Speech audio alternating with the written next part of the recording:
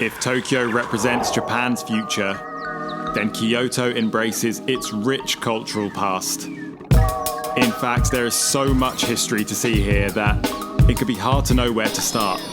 So if you're planning your next trip, you've come to the right place.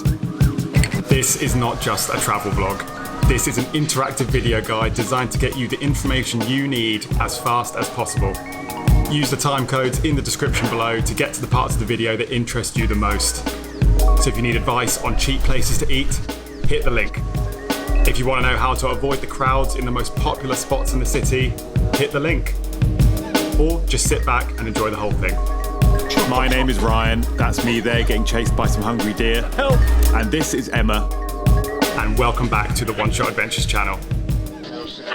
If you're looking for the famous historic streets of Kyoto, then look no further than the Higashiyama district.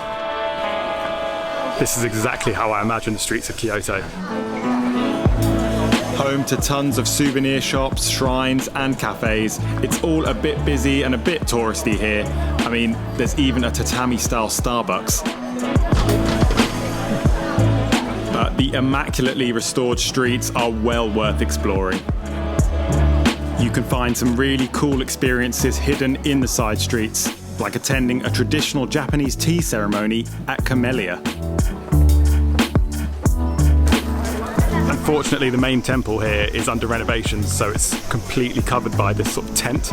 But there's still some amazing views of Kyoto City from the top, which is definitely worth it. This first bit of temple talk brings us nicely into chapter 2. Kyoto is Japan's old cultural centre, so today we're going to go and check out some temples. Kyoto is absolutely full of temples, and while they all have something unique to offer, if you pack too many into your trip, you start to feel a little bit templed out. But don't worry, we're going to cover a few more of the essentials right now. Our first stop is Kinkaku-ji, which is the Golden Temple. We've got here for 9 AM, which is opening time, so hopefully we should miss most of the crowds, because it does get very, very busy here. How cool is this ticket? Drawn scripture. We just about managed to be first in. Just in the last 10 minutes, a huge queue formed behind us. The Golden Pavilion was originally built in the 1300s, but it was burnt down in 1950 and then rebuilt in 1955. So the pavilion that's there now is actually a reconstruction. So it only took about 30 seconds for all the crowds to catch up with us. But the temple's really, really nice. And about halfway through, it started pouring down with rain. So luckily, it only takes 15 minutes to walk around the grounds. Your foot tune is good. Our second stop is Ryoanji Temple, which is most famous for its rock garden. The origin and meaning of the Zen rock garden remains unclear, so it's recommended that you spend a little bit of time sitting in front of it and seeing how it feels to you. By the way, if you want to know how much anything featured in this video costs, I've put all of the prices down in the description below. Our third stop of the day is Ninnaji Temple. Ninnaji is home to a bigger and arguably much more impressive rock garden, and it gets far less busy than Ryoanji. That was really, really nice. So peaceful in there. It is easy to pack in more than 3 temples into one day, but honestly, they will start to lose impact if you see too many in a short space of time. If you have more days to explore, make sure you spread them out so they have the maximum impact. This next shrine definitely deserves some special treatment. The Fushimi Inari Shrine is instantly recognizable as one of the most popular sites in all of Japan. But empty shots like this need to be well earned. There is no entrance fee and the shrine gets insanely busy by 9 AM. So with that in mind, we left a little earlier. It is stupid o'clock in the morning, but it should be worth it because we're off to see one of Japan's most famous sites, and hopefully there'll be no people there. So we're just walking up to the Fushimi Inari Shrine, which is a Shinto shrine to the god of rice.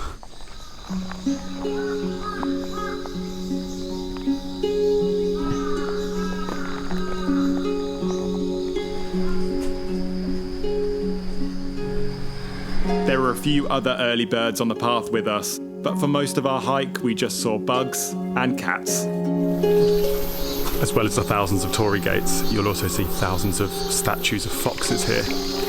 And in Shinto, foxes are believed to be the messengers for the rice gods. If you come off the main path, there's loads of these smaller little shrines around with these tiny little versions of torii gates. Climbing to the summit and getting back down again takes between 2 and 3 hours, and once you get to the top, you get some amazing views over the city. We made it to the top. There's a beautiful shrine at the summit. Definitely worth it to get up early and see it in the best way, because I don't see how it could be as enjoyable when you're stopping every 2 seconds for someone to take a photo. Let's take a break from all of these landmarks and talk about food. If you're like me, then trying the local delicacies is one of the most important things to do when I travel to new places. But doing it affordably in Japan can sometimes be a bit of a challenge. Most tourists in Kyoto will head straight for the Pontocho Alley area, a beautiful and popular little street full of lots of lively bars and restaurants. But it is very, very expensive.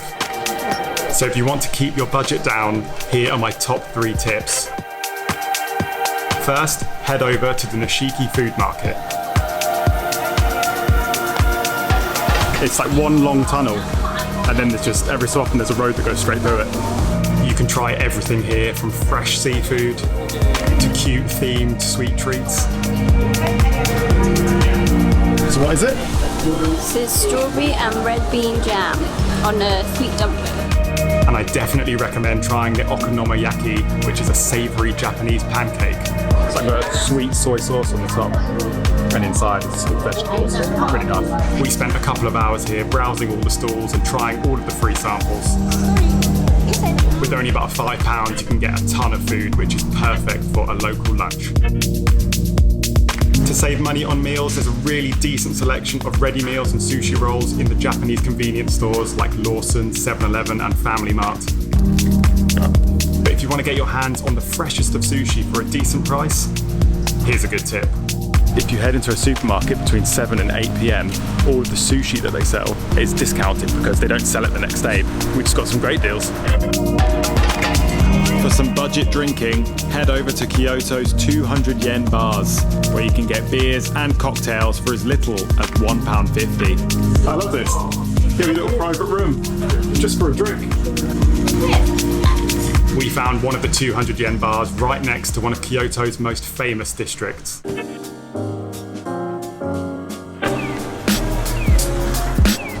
Gion is home of the Geishas, and flocks of tourists head here every evening in hopes of catching a glimpse of one of them as they walk between shows. Now, contrary to what you may have heard, geishas are not prostitutes. They are hostesses who entertain through traditional dance and song, and sometimes just good old conversation. So just as we were leaving the main street of Gion, we did see a geisha walk straight past us. We didn't film or take photos or anything because right behind her was just this mob of tourists just following her, so it felt a bit like paparazzi. So if you do make it to Gion, just remember, try and be respectful and don't hound the geishas just to get a good photo. A trip to Kyoto would not be complete without visiting a bamboo grove, and most tourists head to the same one. The Arashiyama Bamboo Grove is probably the second most iconic site in all of Kyoto. Much like the Inari Shrine, it gets insanely busy by 9 a.m. This is what it looks like at about 9:30. So once again, we got up early to see if we can avoid the crowds. 6:30. So it's just coming up to 7 a.m. and we've just arrived at Arashiyama Bamboo Grove. We've walked past a few people so far, but it's really not very busy.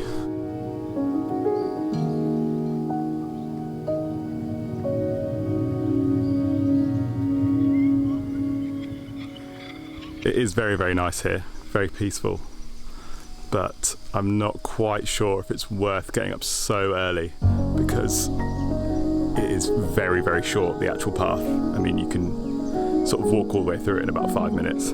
It's quite a lot of effort such a short experience. It's nice though, it's very nice. You'll get some really nice shots just pointing your camera up at the bamboo when there's loads of people here. Luckily, if you want to see some very peaceful bamboo forests but don't really care for getting up super early in the morning, there are plenty of other alternative options around the city. Here's two of my favourites. When we were at the Fushimi Inari Shrine, there's actually a secret bamboo grove there. So you walk right alongside the torii gates and past this restroom here.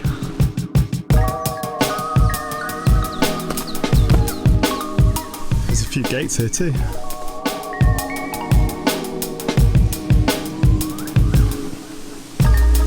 It's quite small, but very peaceful. The second alternative option is actually at a different temple. So this is Kodaiji Temple, which has some beautiful gardens and a bamboo grove as well, which is really, really nice. So what I would say is Fushimi Inari, 100% worth getting up early for. Bamboo grove. It's nice, but it's up to you. If you make the early trek to Arashiyama, make sure you check out the views from the Tagetsu Bridge and from the Arashiyama Park.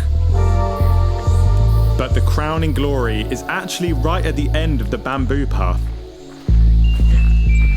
So we're now in the grounds of Okochi Sanso, which is an old villa that was constructed by a famous Japanese silent movie star. And the gardens here are really, really beautiful. I'm actually enjoying this a lot more than the bamboo grove. With your entry ticket, you get a free green tea at the end as well, so I'm quite looking forward to that. Now, just in case you're getting a little bit sick of Kyoto by now, let's check out the most famous day trip you can take. To the ancient city of Nara, most famous for its polite bowing deer. Trains leave every half an hour from Kyoto and the ride takes about 40 minutes. Here we go. First deer sighting. To be honest, I wasn't overly impressed with Nara. It is very pretty there, but it's completely overrun by tourists and their deer food. You can tell that some of them are just done with the whole bowing thing. There's like, just give me the cracker, mate. Just give me the biscuit. I'm not bowing. In fact, they can get pretty aggressive once they know you have food, and trust me, they know. Oh my god. He knows what you got. This isn't going well. They're not bowing. Away from the deer park, there's also the Big Buddha Temple, which is apparently the biggest wooden structure in the world. We only did half a day in Nara, and to be honest, we thought that was more than enough.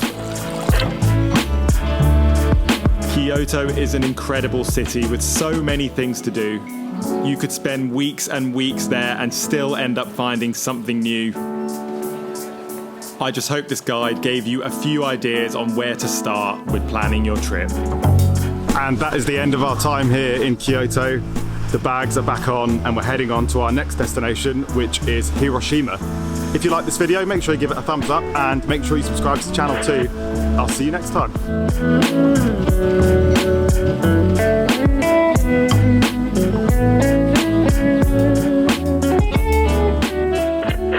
Movie. Thank you. Thank you.